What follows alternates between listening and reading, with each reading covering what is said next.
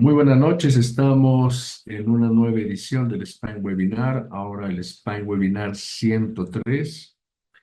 Tenemos como ponente, al doctor Alejandro Miranda González. Él es neurocirujano y cirujano de columna, egresado del Instituto Nacional de Neurología y Neurocirugía. Actualmente es profesor de la especialidad de columna en el HRABE en León, Guanajuato. Y él tocará un tema muy actual, siempre vigente y controversial, que es la descompresión sola versus descompresión en el tratamiento del canal estrecho. Doctor Alejandro, agradecemos que acepte la invitación y bueno, el escenario es suyo. Muchísimas gracias por la invitación, doctor Sosa, doctor Duchen. Y es un honor y gracias a todo el auditorio que nos escucha. Y bueno, pues sí, efectivamente vamos a tratar un tema álgido, pero que es igual un tema que para nosotros es importante tratar de encontrarle un hilo.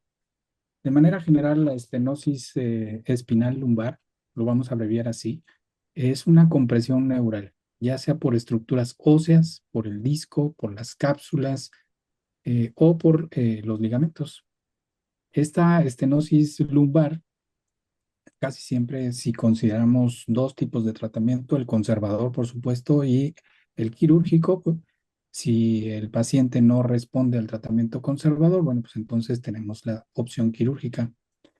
Aquí tenemos bueno, dos números ahí de Estados Unidos del 2007 en cuanto a la posibilidad de qué tanto cuesta hacer una cirugía. Entonces, de 30,000 cirugías que se hicieron para este diagnóstico, el costo fue de 1,650,000 millones. O sea, es una cantidad impresionante de dinero la que se invierte y casi siempre la técnica quirúrgica, pues es una descompresión, una laminectomía convencional estándar, pero, ahí está el pero, casi siempre también emplean fusión. Ahí está. Bien, entonces, para la estenosis espinal lumbar, pues es muy importante la planeación preoperatoria, porque nuestra pregunta, como lo vimos en el título de la plática, es básicamente si tenemos que hacer una descompresión sola o tuviéramos que hacer también la posibilidad de hacer fusión o de implementar algún tipo de técnica que nos permita fusionar la columna. Entonces, por supuesto, la planeación es muy importante, saber cuál es el síndrome clínico del paciente, los niveles involucrados y esa pregunta que puse ahí en rojo, si existe inestabilidad. Si existe inestabilidad, no hay discusión, se tiene que hacer una instrumentación para lograr eventualmente la fusión de la columna. Esa es una parte o una gama del el campo de pacientes que definitivamente tuviéramos que considerar para instrumentación, pero ¿qué pasa con aquellos que están estables? Solo quizás tendríamos también que averiguar otros datos más que afectan a la evolución de las cirugías, pero una de ellas es la disminución de la densidad mineral ósea. Saber también qué tan extensa es esta estenosis y si es solamente segmentaria o está en varios niveles y también eso nos ayuda a determinar qué tanto podemos hacer realmente por este paciente en una descompresión. Si está estable, entonces vamos a estar en consideración de hacer una descompresión única o una descompresión con acompañamiento de instrumentación. Entonces, esto es lo que tenemos que determinar desde la planeación preoperatoria. Recordar que pues la patología de estenosis espinal pues, justamente es que está apretada la médula espinal en la región cervical, pero en la región lumbar pues son las raíces nerviosas. Entonces, pues desde L1 hasta L5S1 tenemos una gran posibilidad de que se realice estenosis central, estenosis de los recesos o estenosis foraminal. Entonces, todo esto lo tenemos que determinar de acuerdo a la patología asociada. Este es un esquemita que les hice en relación a la toma de decisión de una estenosis espinal estable. Entonces, la parte de arriba considera las descompresiones, la laminectomía estándar, la descompresión microscópica, la descompresión tubular y la descompresión endoscópicas. En la parte de abajo, la descompresión más fusión y pues por supuesto la descompresión convencional abierta, ya sea que consideremos hacer PLIF, hacer TLIF, prácticamente el PLIF ya no se hace. El TLIF abierto, por supuesto, para tratar de ayudar a la alineación vertebral, si se hace una instrumentación sobre todo larga.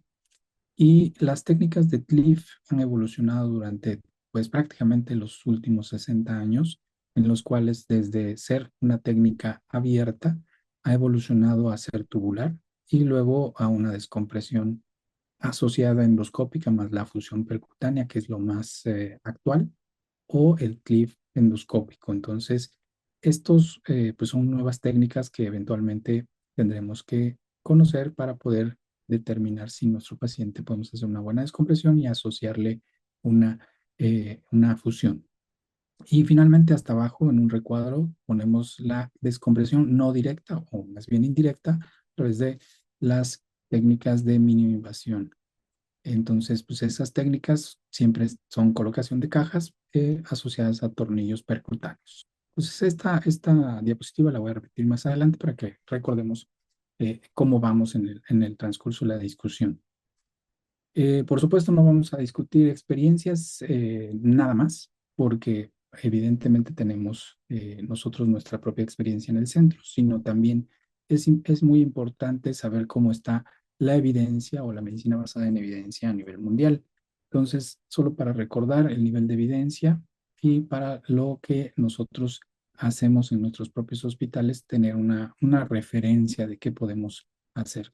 Considerando desde hace 10 años más o menos, en 2016, este estudio en el cual se hizo un estudio controlado, un ensayo aleatorizado, controlado, de fusión contra descompresión.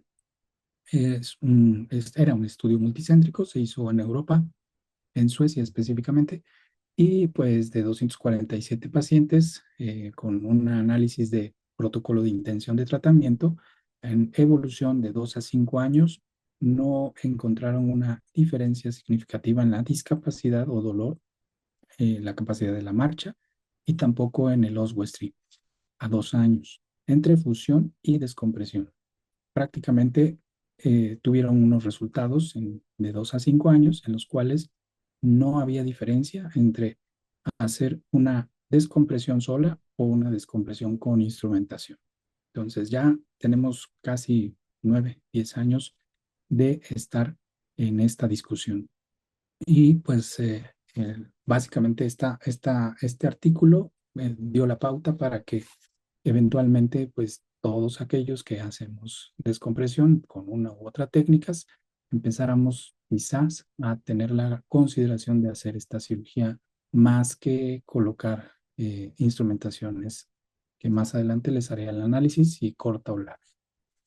Bien, entonces, comparación entre, por ejemplo, endoscopía y microscopía tubular, pues básicamente este estudio que está aquí es un estudio de no inferioridad, una equivalencia de grupos, y pues también no hubo una diferencia en cuanto a la técnica. Básicamente los pacientes también tuvieron una evolución similar, incluso discretamente para endoscopía una alternativa segura y más eficaz.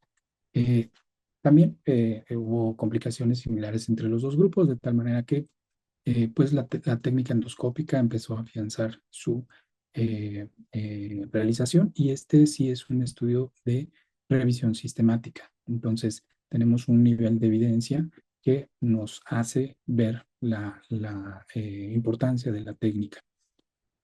Otra tipo de análisis, nuevamente, igual al parecido al del 2016, ahora en 2024, descompresión sola contra descompresión más fusión en estenosis lumbar, también una evolución de 5 años. El resultado, básicamente, que el seguimiento a 5 años todos los pacientes, casi 95%, fueron con mejoría para Oswestry y con mejoría para un índice de evaluación de la calidad que se llama EQ 5D, que incluso mostró con diferencia significativa estadística de superioridad con relación a la fusión. O sea, es decir, para la calidad de vida, incluso fue mejor hacer solo descompresión sola.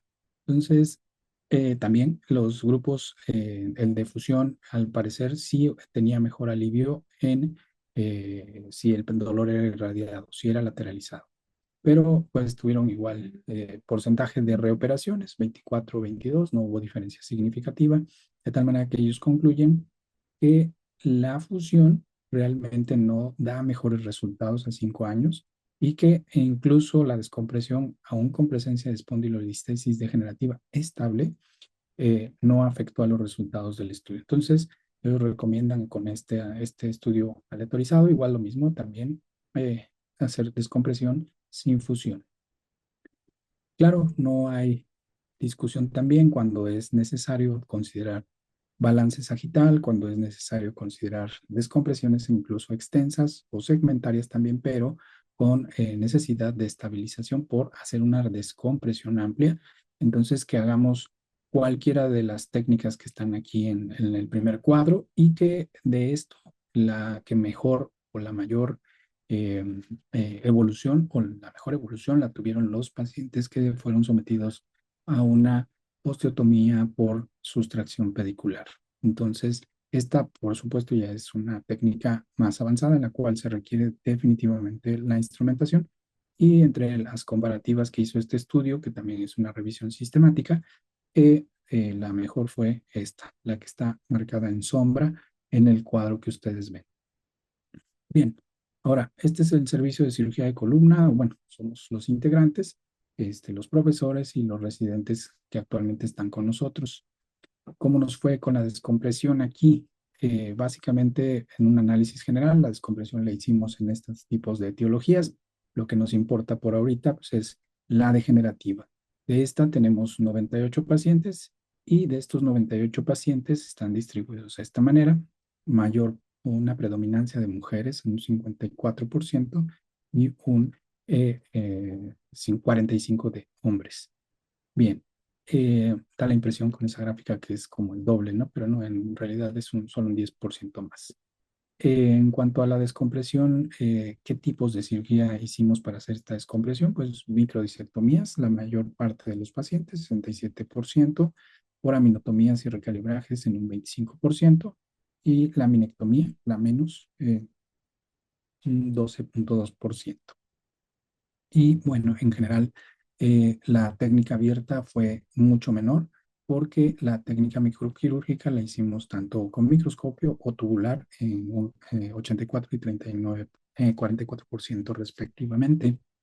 Entonces esto pues abona a que cada vez las descompresiones están siendo más, emigrando más a técnicas de mini invasión. Niveles operados, pues la mayoría de un solo nivel, dos niveles hasta el 20% casi, y más de dos niveles solo el 2%. Hay que recordar que entre más niveles se realiza descompresión, pues más posibilidades tenemos de que tengamos que hacer una instrumentación.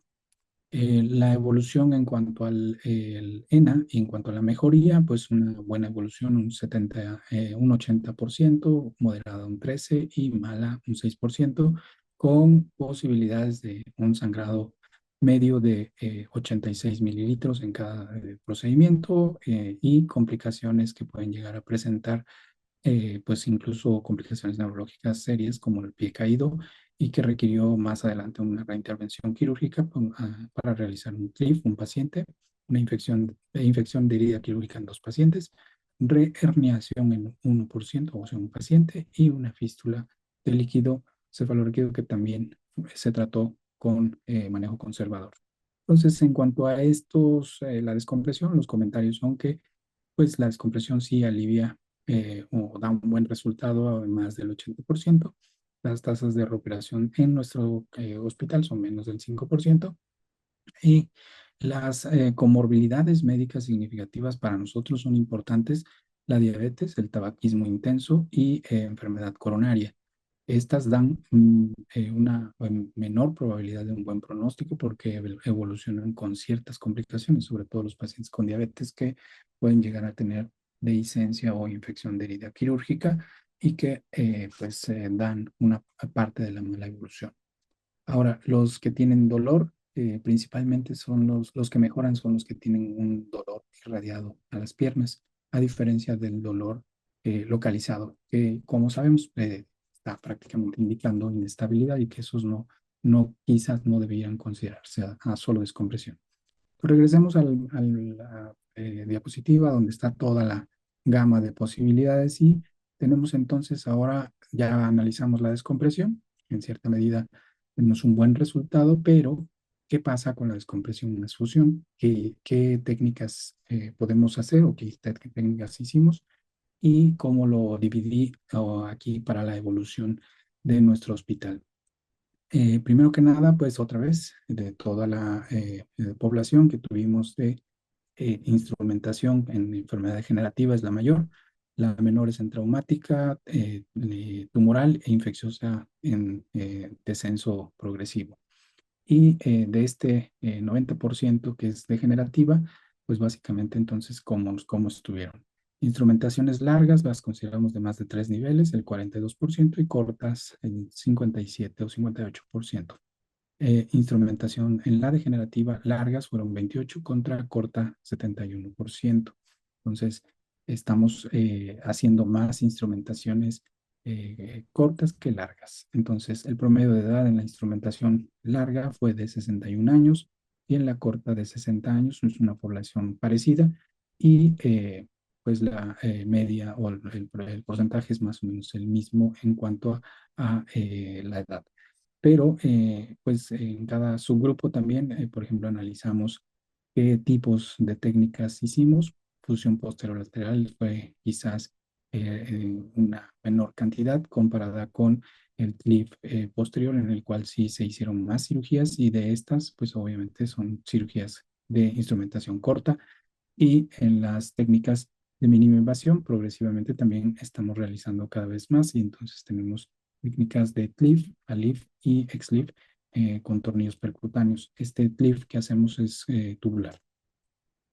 Bien, entonces la evolución clínica de la instrumentación corta con una muy buena evolución de los pacientes, hasta el 81% con una evolución favorable, y en un seguimiento de 3 meses que lamentablemente algunos de los pacientes se pueden llegar a perder, 12%, pero de los pacientes que puedan tener vigilancia, un dolor persistente solo del 6%. En cuanto a la evolución en la instrumentación larga, una evolución también favorable, pero es solo del grupo, solo un grupo del 65%, o sea, mucho menor que con la instrumentación corta, y de tal manera que pues aquí sí las situaciones con dolor persistente sí se nos mantienen de hasta el 12%. ¿Qué complicaciones se presentan en cuanto a la instrumentación corta y la larga?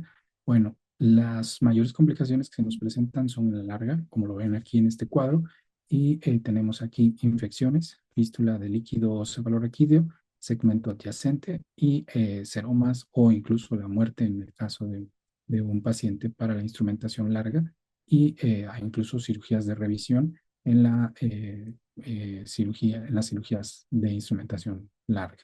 Entonces, pueden ver la diferencia entre esto, y tres de las complicaciones más severas pues fue por una realineación o extensión a más de 10 niveles.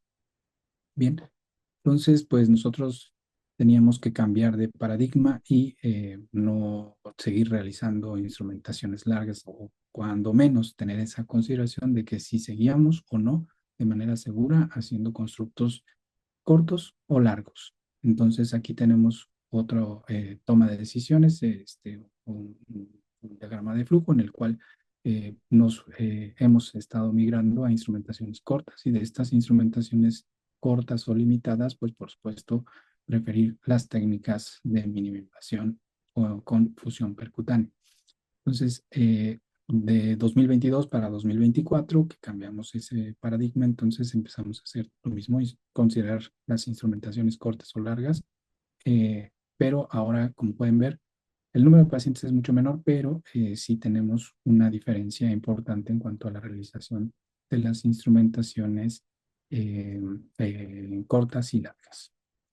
Pueden ver, es un grupo, si bien en cierta medida parecido, pero el análisis puede ser que este sea al final que lo que nos haga decidir a una u otra. Ya contestaremos esta pregunta.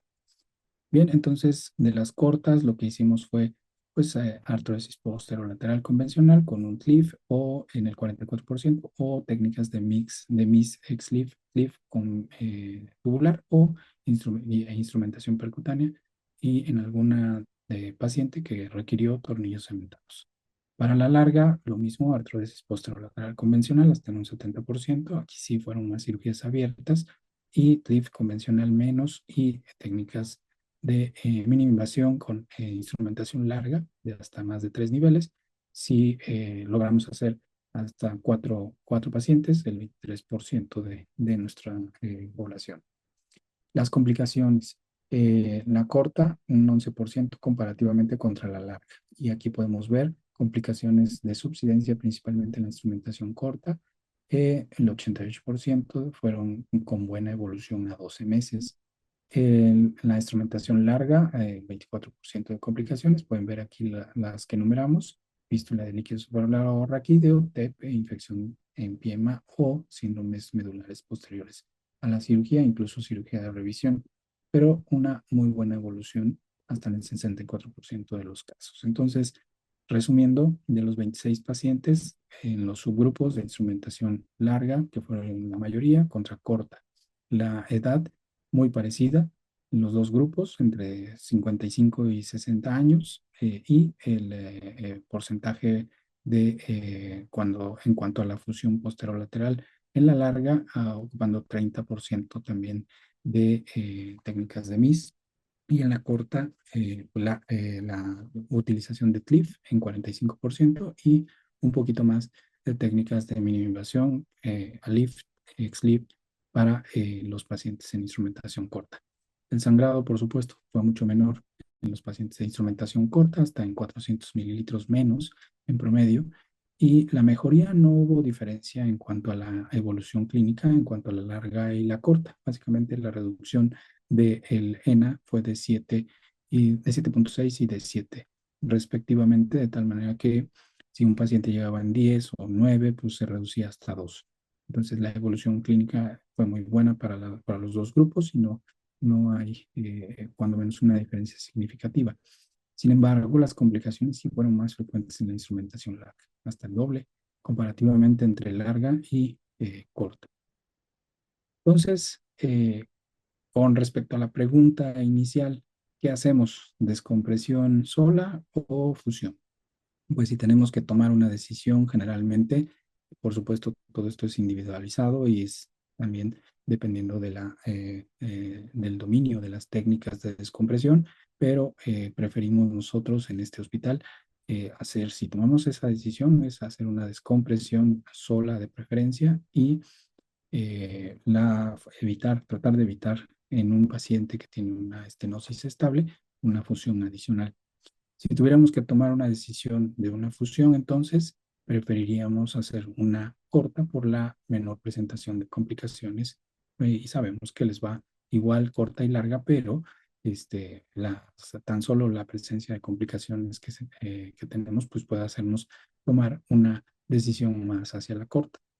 Ahora, balance sagital total o regional, eso es algo que pues se discute actualmente y que se seguirá discutiendo por mucho tiempo, puesto que considerar el balance sagital total implica incluso la toma de decisión de instrumentaciones largas y con toda la gama de complicaciones que se llegan a presentar. Sin embargo, en cuanto a la instrumentación, considerando solo el balance regional, es quizá una situación que podemos realizar porque recordemos que pues, la pérdida del balance sagital no se hizo prácticamente de la noche a la mañana, sino en el transcurso de muchos años. Esto, por supuesto, tiene una compensación en la posición, en la postura y en los movimientos del paciente. Entonces, quizá mantenerlo lo más cercano a esa postura puede llegar a ser menos mórbido o menos complicaciones. Recordemos también que las instrumentaciones, nuestro principal problema en la evolución a 5 años en adelante es el segmento adyacente. Y entonces, si hacemos instrumentaciones cortas, tenemos alta probabilidad de un segmento adyacente. Si hacemos instrumentaciones largas, lo mismo también, o sea, no hay excepción.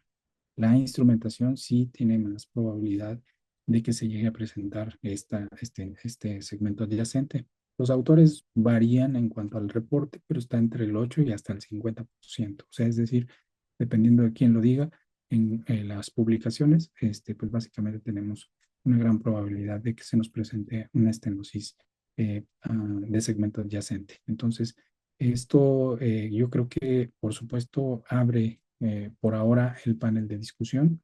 Todas las preguntas o comentarios de los maestros, por supuesto, de los profesores y ya gente con alta experiencia en la cirugía de columna para estenosis espinal lumbar estable, podría, pues yo creo que realizar un comentario con relación a su experiencia, a su conocimiento.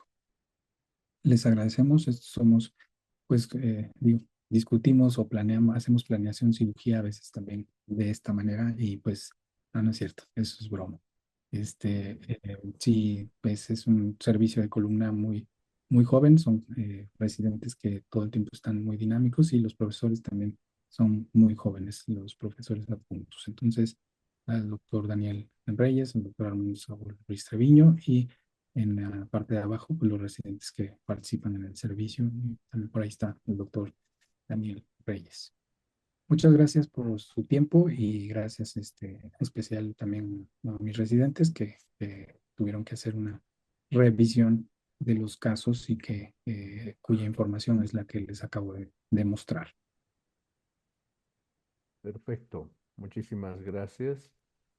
Si hay alguna pregunta, algún comentario en el chat, no encuentro nada. Doctor Guzmán, buenas noches. No sé si tiene usted un comentario para la excelente conferencia del doctor Alejandro Miranda. Sí, doctor. Buenas noches, doctor Luis Miguel Duchen, doctor Alejandro Miranda. Una excelente revisión, tanto de manera de su escuela como de la bibliografía.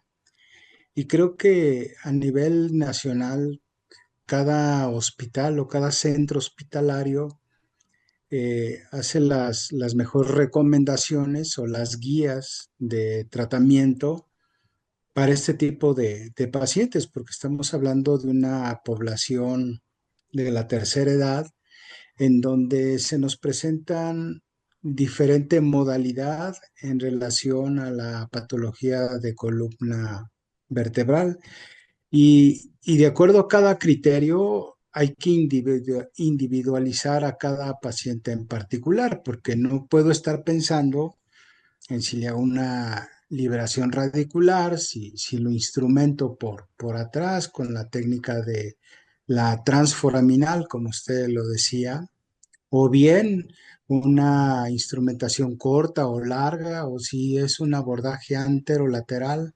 Creo que va a depender mucho de los criterios que tenga cada institución o cada grupo de expertos que manejen esta patología con los mejores resultados funcionales, ¿no?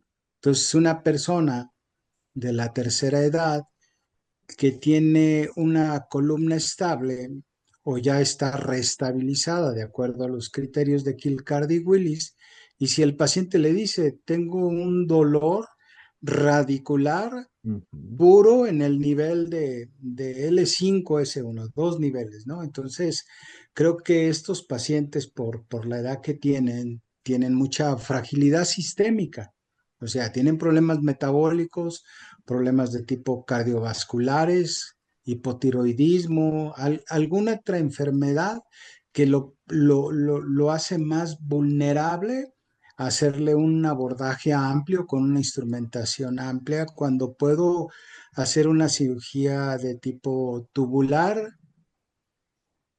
biportal, uniportal y que me dé el mejor resultado funcional para este paciente en particular, ¿no? Independientemente cómo esté esa lordosis o cómo esté el PA o el slope sacro, yo lo que buscaría sería precisamente quitar el dolor, porque eso es a lo que van a los pacientes, a los consultorios médicos o a los hospitales de segundo o tercer nivel. Otra cosa es la infraestructura que cuente cada hospital en particular, ¿no?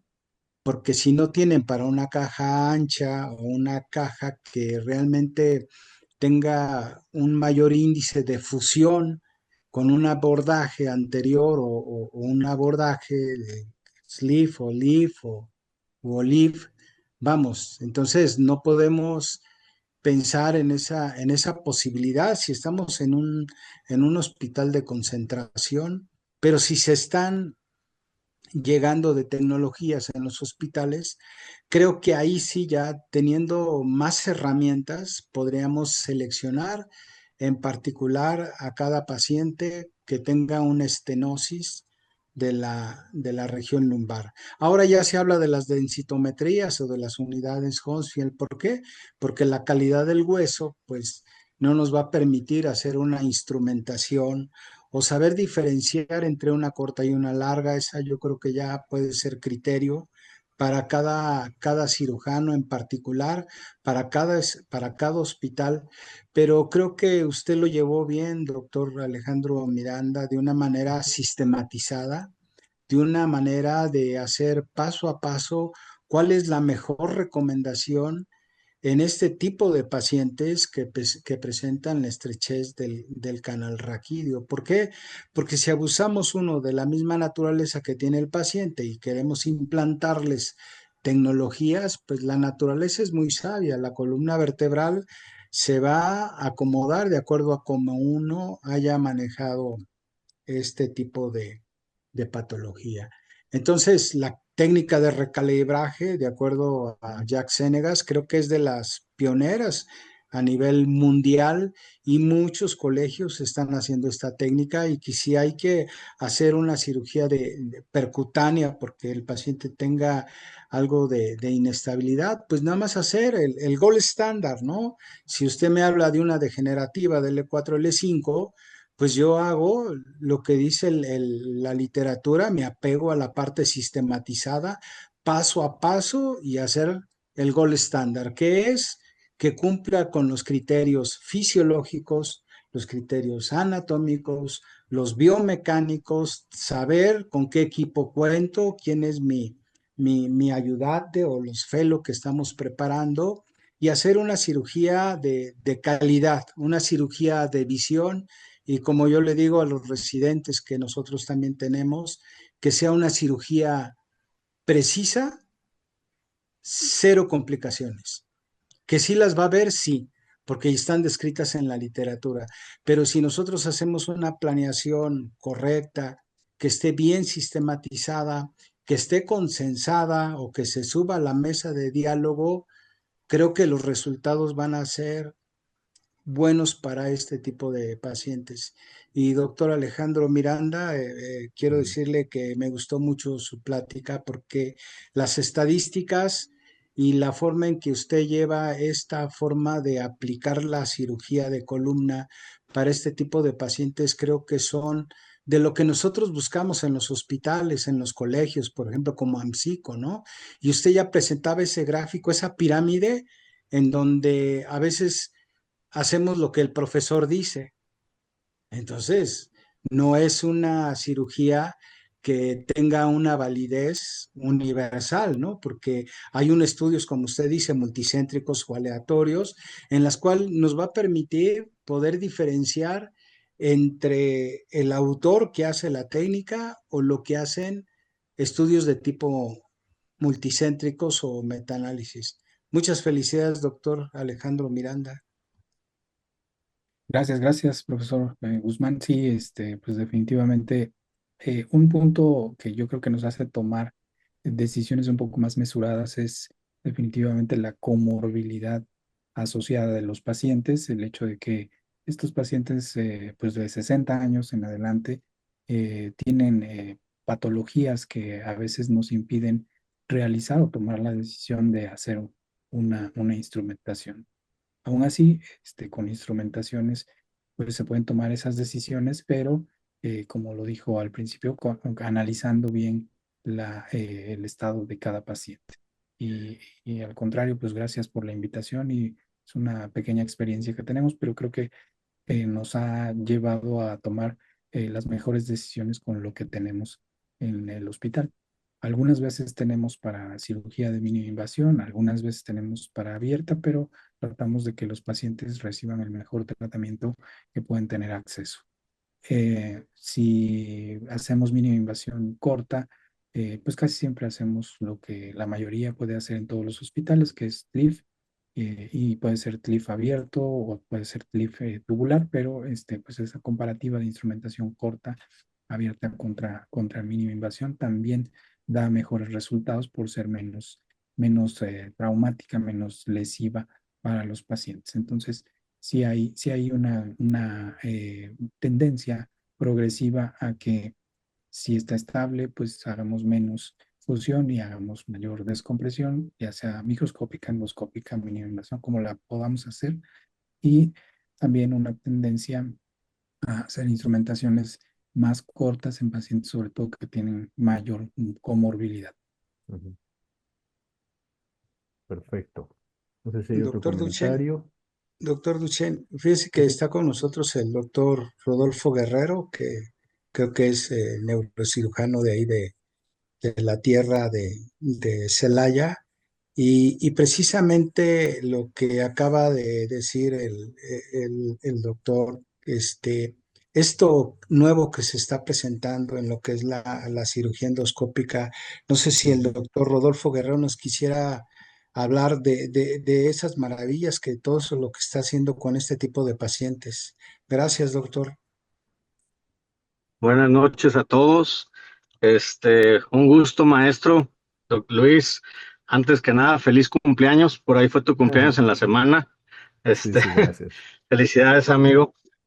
Claro, la verdad es que discúlpenme que no ponga la pantalla, voy manejando literal, pero venía escuchando Ujú. toda la plática y tratando de ver la parte que el doctor Miguel nos presentó. Muchas felicidades por su plática, doctor. Concuerdo totalmente en el hecho de que cuando tenemos pacientes añosos, y añosos ya me refiero a lo mejor a mayores de 80, 70 y tantos años, que tenemos un conducto no nada más lumbar, cervical estrecho, no son móviles, son fijos, pues siempre vamos a tratar de ofrecerles la mejor opción para tratar de no afectar más sus comorbilidades y definitivamente tiene que ser la mínima invasión. Ujú. Y creo que en las pláticas que hemos dicho, la mínima invasión no significa más chiquito, significa el menor daño a los tejidos, porque a lo mejor en este auge que tenemos ahorita de la cirugía endoscópica, pues vamos a todos a decir, va a ser la cirugía endoscópica, pero quizás una técnica mala de cirugía endoscópica nos lleva a un máximo daño y eso no es mínima invasión.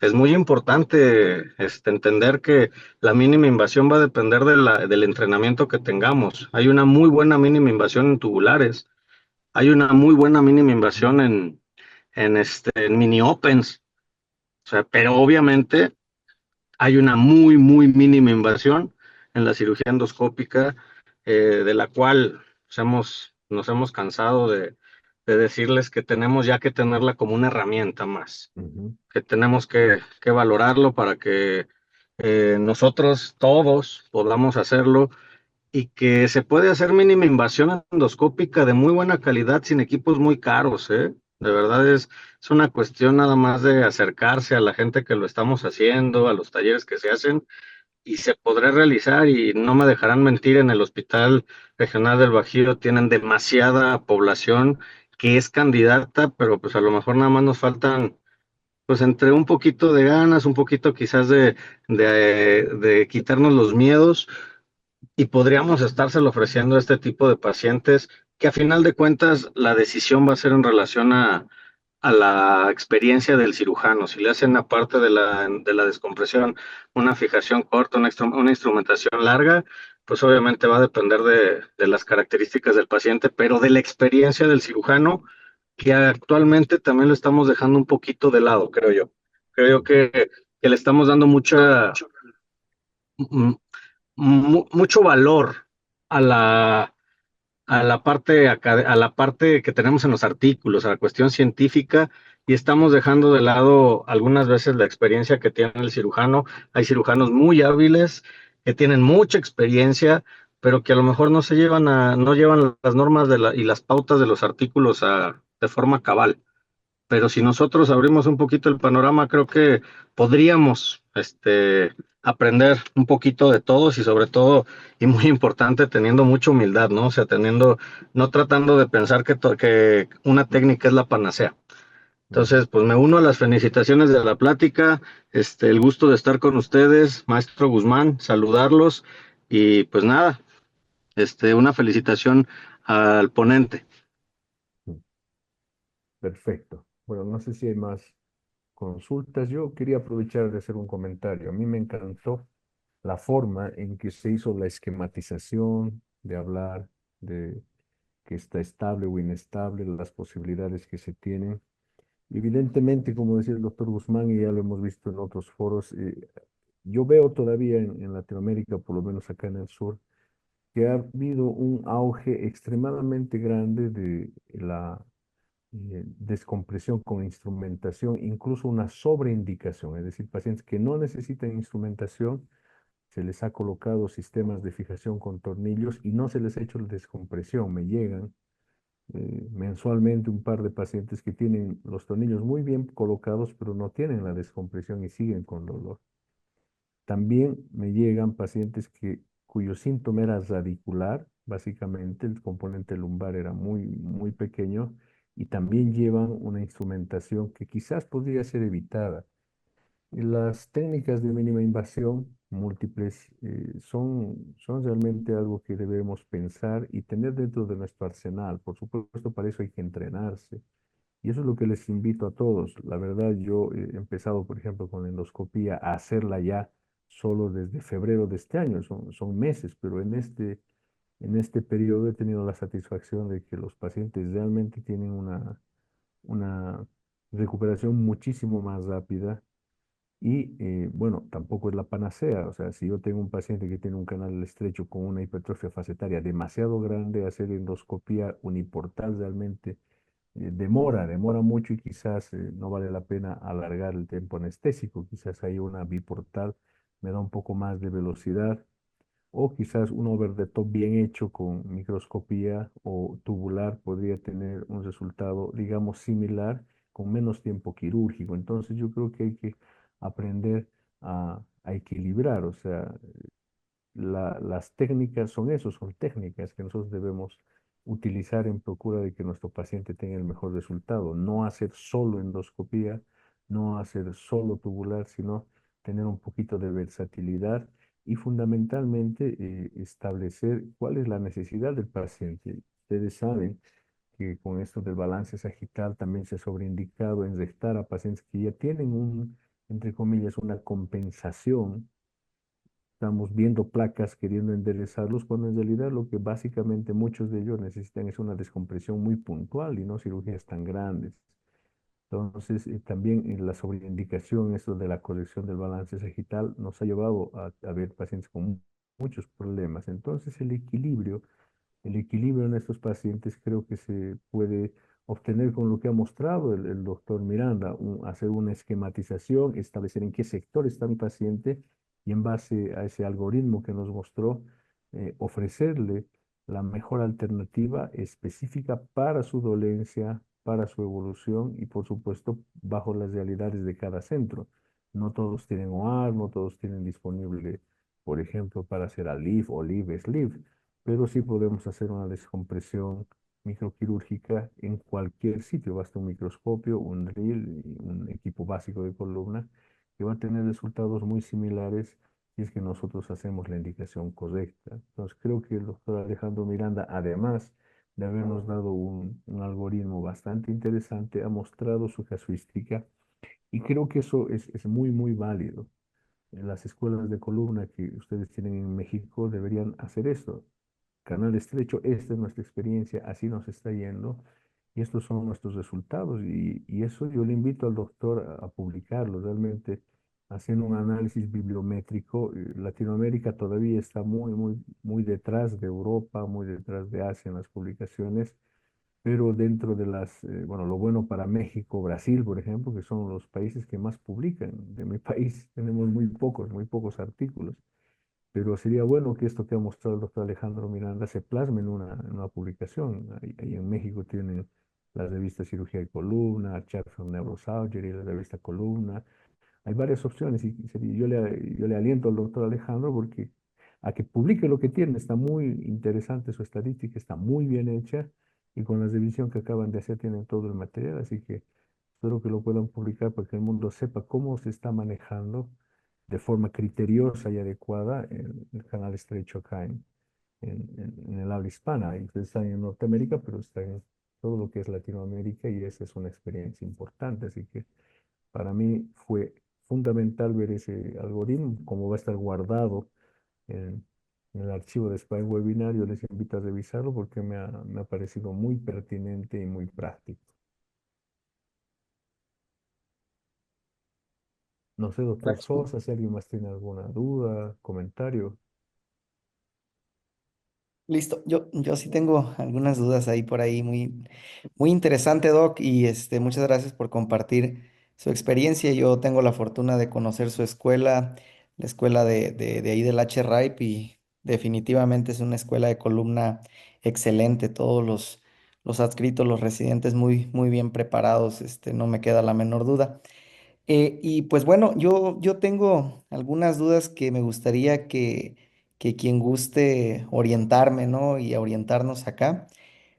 Sabemos que, bueno, cuando ya elegimos nosotros utilizar una artrodesis con fusión, ya sea corta, ya sea larga, ya porque ya la elegimos debido a que es el criterio, hay datos de inestabilidad, hay movimiento, todo lo que ya conocemos, ¿no? Y nosotros decidimos llevarlo a una fusión con artrodesis. Entonces, aquí sabemos que la densidad mineral ósea también juega un papel muy importante, como lo decía el maestro Alejandro Miranda.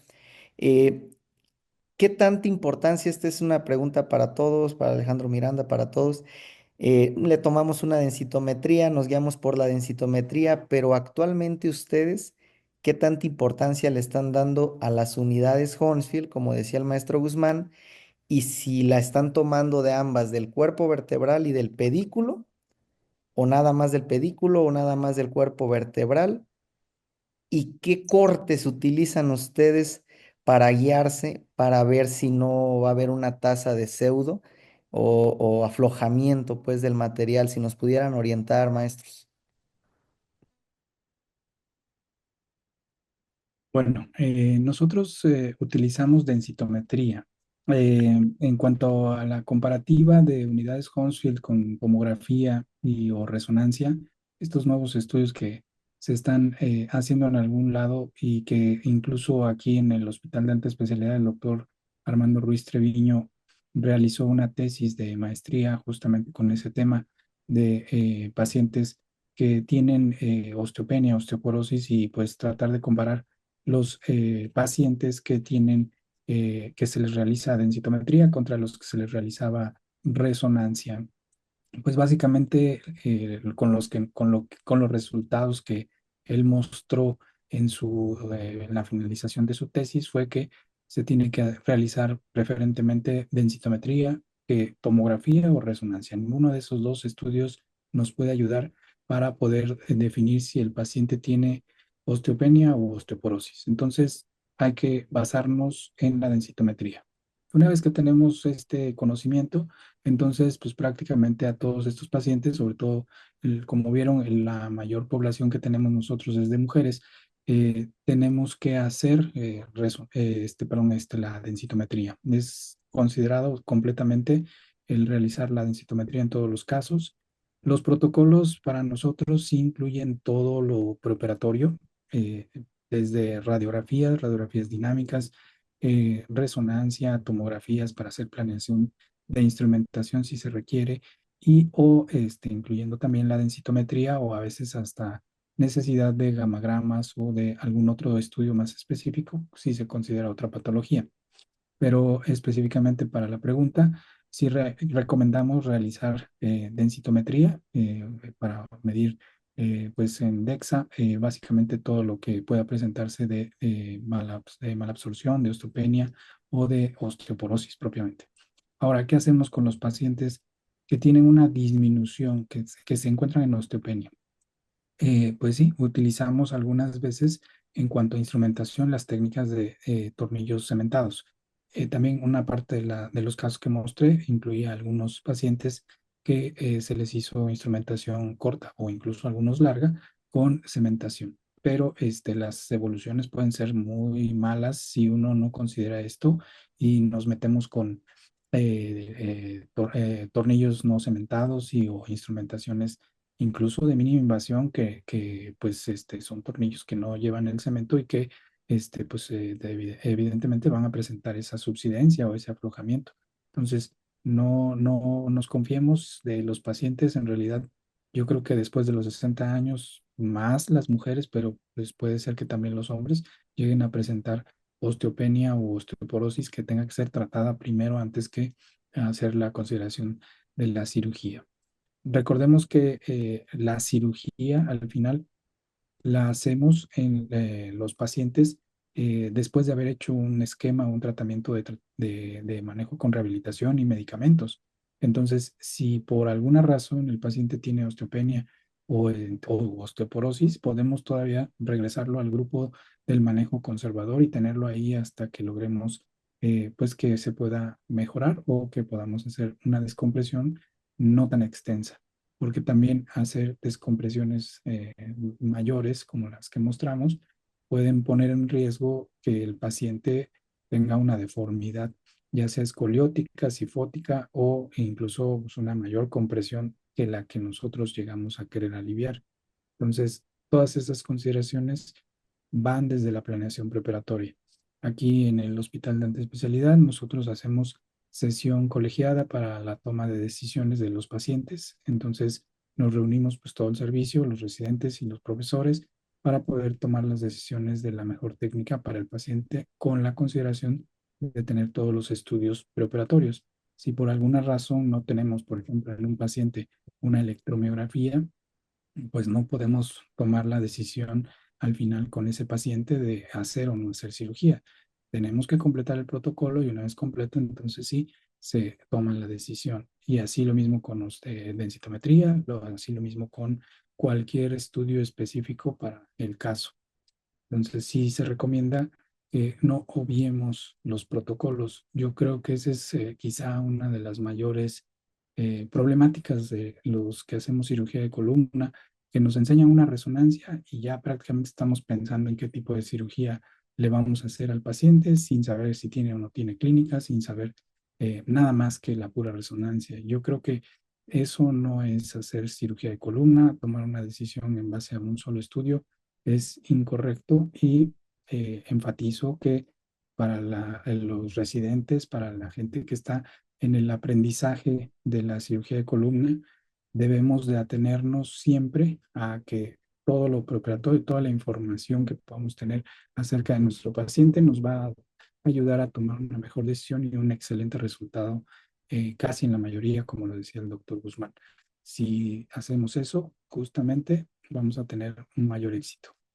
Y no sé si eso haya respondido un poco tu pregunta, Toño. Sí, Le doctor. quiero, Ah, le quiero comentar algo al doctor Antonio Sosa.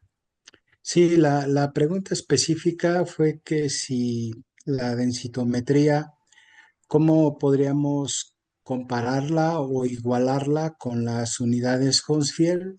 Y si el pedículo o el cuerpo vertebral, ¿cuál es la que tiene mayor microarquitectura? Sobre todo para poder decidir si vamos a poner un tornillo transpedicular. Entonces, si yo tengo una densitometría de menos 2.5, entonces mi unidad Hounsfield en TAC, ¿sí? Para hueso, lo podemos pedir para pedículo o el cuerpo vertebral. Entonces, si tenemos menos 2.5, lo más probable es que tengamos 90 unidades Hounsfield, que es el comparativo al TJ score de la densitometría. Pero si tenemos menos 3, entonces la unidad Hounsfield va a bajar a 80. Y hemos tenido pacientes con una densitometría de menos 4. Entonces la unidad Hounsfield se nos va a ir a 70 o 60. ¿Eso qué traduce para el cirujano? La forma de que si esa columna está inestable y si la voy a instrumentar, ya hay estudios biomecánicos para ese tipo de mineralización ósea o para ese tipo de densidad mineral ósea, en la cual dice, es que tengo el fenestrado. Bueno, pues las casas comerciales pues ya te traen un tornillo con otra tecnología, más caro todavía, no hay acceso a las instituciones y empezaron ellos a inyectar a los cuerpos vertebrales como si hiciéramos una vertebroplastía o se infla ahí el cuerpo vertebral, se inyecta el cemento y con un tornillo convencional se puede colocar el tornillo para que tenga sobre todo el volumen de cemento al tornillo fenestrado. Ya hay comparación y de hecho hay otros estudios que están metiendo nitrato de calcio, porque precisamente una de las cosas que nosotros cada día que están saliendo las tecnologías es invadir el hueso con ese tipo de estructuras, porque son muy rígidas. Y eso nos puede dar la subsidencia o nos puede venir otras características como el aflojamiento. Entonces, aquí es muy importante determinar si la unidad Hounsfield, ¿sí?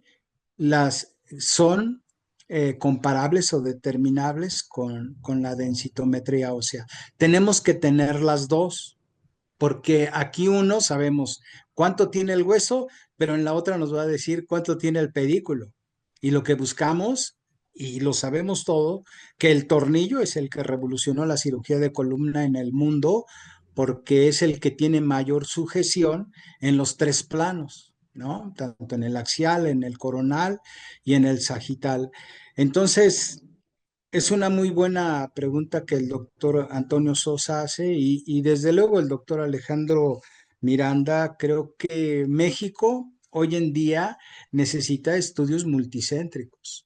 Sí están saliendo trabajos de los hospitales, pero creo que ese es el proyecto que tiene el doctor Sosa, un servidor. Habemos un grupo ya de médicos que queremos precisamente hacer los estudios multicéntricos en donde el doctor Alejandro Miranda a lo mejor agarremos de ahí su manera sistemática de cómo empezar a hacer los protocolos de estudio y nosotros como hospital podemos enviar toda esa información, instrumentación corta, quienes tienen problemas de la mineralización del hueso, a quienes se les liberó, si se les puso alguna caja intersomática o una artrodesis, etcétera, etcétera, con la finalidad de tener los mejores resultados. Entonces yo invito al doctor Alejandro Miranda que hagamos ese paso, que hagamos eso que dice el doctor Luis Miguel Duchén, que le apostemos a tener los mejores trabajos y llevarlos a los congresos, porque en AMSICO pues llevamos puros congresos, nivel del experto, nivel 5. Eso no nos ayuda, ¿no? Y lo que es el NAS o el Global Spine o el EuroSpine, casi todos los trabajos de investigación son multicéntricos o son estudios de corte o son estudios que tienen que tener una representatividad de análisis estadístico para saber si nosotros estamos en el índice de probabilidad de los mejores resultados del 0.5, ¿no? Entonces, nuevamente, doctor Miranda, felicidades, doctor Sosa, doctor Gilberto, por ahí nos quiere comentar algo, ya lo vi, Es que yo doctor. todavía sigo con dudas, o sea, a ver, gracias, Adelante. gracias. Lo que pasa que a lo que voy específicamente es, todos sabemos, o sea, todos hemos utilizado la densitometría y le damos una importancia muy importante. Por ejemplo, nos comenta el doctor Miranda que ya hicieron una comparativa y ya les arrojó un buen resultado a ellos, que sigue siendo la densitometría con un nivel de evidencia alta. Sin embargo, tenemos pacientes que por X o cualquier motivo, todos lo tenemos, que ya tiene metal y ese paciente ya la densitometría se va a alterar. Entonces, mi pregunta es, ¿qué tanta importancia le estamos dando nosotros como cirujanos de columna a las unidades Hounsfield? Yo he estado ahorita muy metido en un posgrado de AO y realmente veo que muchas partes del mundo le están dando mucha importancia a las unidades Hounsfield en cada vértebra y le están dando tanta importancia tanto al pedículo como, claro, al hueso trabecular del cuerpo vertebral. No quiero equivocarlos, o sea, la densitometría es importantísima, pero yo simplemente les preguntaba a ustedes de su experiencia si están utilizando las unidades Hounsfield. Por ejemplo, ellos dicen, menos de 110 unidades Hounsfield es un paciente con datos de osteoporosis por unidades Hounsfield, una densidad mineral ósea muy precaria, destinado a alto índice de complicaciones. Posteriormente hacen un metaanálisis en el cual es un estudio de PubMed con un estudio lineal Prisma, en el cual te demuestran, ¿sí? Que hay una tasa muy alta de falla del hardware, bueno, del sistema, con una menor densidad mineral ósea, menos de 110 unidades Hounsfield, y está totalmente lo documentada, lo hicieron con un estudio lineal tipo Prisma. A lo que iba, ustedes, ¿qué están haciendo en este momento? ¿Nada más densitometría o densitometría y unidades Hounsfield?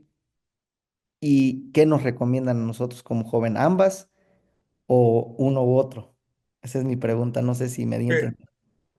Nosotros unidades Hounsfield y la otra es que si el paciente, digamos, tiene menos de 100, nosotros tenemos dos fármacos en el hospital, afortunadamente, el denosumab y tenemos el teriparatida. Ahorita estamos con el denosumab, todavía no los operamos hasta que no los impregnemos con el antirresortivo. Van a la interconsulta a endocrino, pero nosotros ya ponemos la primera aplicación. Tenemos autorizado el fármaco, digamos, de arranque o de inicio, pero el que tiene que llevar parte de ese grupo multiinterdisciplinario es el endocrinólogo, el nutriólogo, el rehabilitador, y nosotros complementamos con calcio y vitamina D, que es el caltrate de 600 Pero utiliza miligramos. unidades Hounsfield, es la pregunta. Sí, Usted sí, la utiliza unidad unidades Hounsfield. Hounsfield. Sí, Tenemos porque ya el más otro es otro acceso, tema sí, totalmente, maestro. sí, Pero pero usted es, y no le da, y sí le da importancia a usted a la claro, densitometría, claro, ambas. claro, a las dos, pero ahí vas a hacer el comparativo, ¿sí? Si yo tengo arriba de 100 unidades Hounsfield, vamos, lo podemos instrumentar sin problema. Si está osteopénico o está con osteoporosis, hacemos lo del el fármaco del denosumab o el antirresortivo. Y yo creo que aquí viene lo de la cirugía de mínima invasión, hacer la liberación de la raíz, en lo que tenemos el alcance de que la unidad Hounsfield esté por arriba o más de 100 para poder tener una columna mucho más armónica, mucho Mónica. más Siguiente estable pregunta, en maestra. cuanto a la mineralización. Siguiente pregunta. ¿Lo hace en todas las vértebras a fusionar, a hacer artrodesis? ¿O A nada la más corta, agarra L3 y listo? no, a la corta, como dice el doctor Alejandro Miranda. Ah, o Sí, sea, una instrumentación.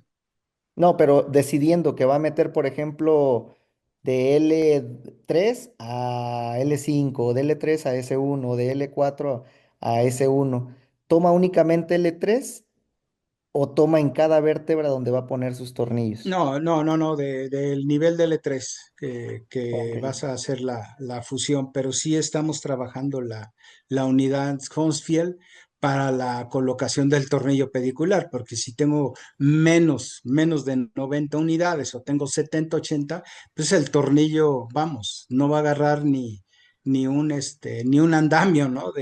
Del osteocito, ¿no? O del Ok. osteoblasto. ¿Usted, maestro Duchenne, allá en Bolivia está utilizando unidades Hounsfield o densitometría? Tiene apagado su teléfono. Hola, Tosa, Hola, ¿sí ¿cómo me estás? escucha? Pues, Doctor Ruiz, Adelante. sí, siga, Ah, siga. Armando, dale, adelante, perdón. ¿Cómo Adelante, están? Estoy maestro escuchando Duchenne. toda la discusión, nada más que tengo mala señal. Buenas noches a todos. Buenas Ujú. noches. Oye, sí, fíjate que nosotros hicimos ahí con el maestro Miranda, hablando de ese tema que es la baja densidad ósea, que siempre es un dolor de cabeza, ¿no? Y muchas veces se obviaban muchos estudios para, pues uno, para diagnosticarlo. Eh, y nosotros hicimos una revisión porque obviamente, o sea, tú cuando comparas las unidades Hounsfield, pues las tienes que comparar con el Gold Standard, ¿no? Que el Gold Standard sigue siendo la DEXA y tiene que ser la DEXA de columna o cadera, ¿no? Y cuando ya tienes un paciente que previamente está instrumentado, pues tienes otros sitios donde también es muy válida tomar la densidad ósea, ¿no? Que es el radio, bueno, la muñeca, algunos hasta del tobillo también pueden tomar la densidad.